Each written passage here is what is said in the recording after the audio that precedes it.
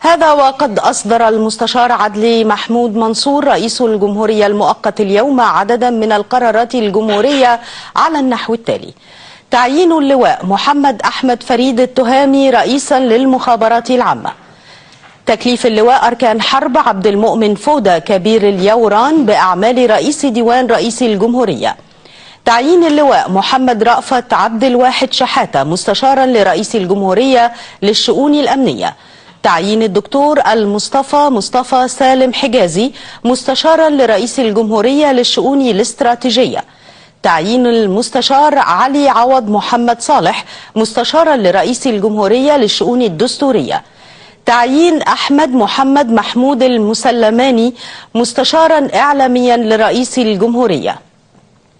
تعيين الكاتبة سكينة فؤاد مستشارا لرئيس الجمهورية لشؤون المرأة.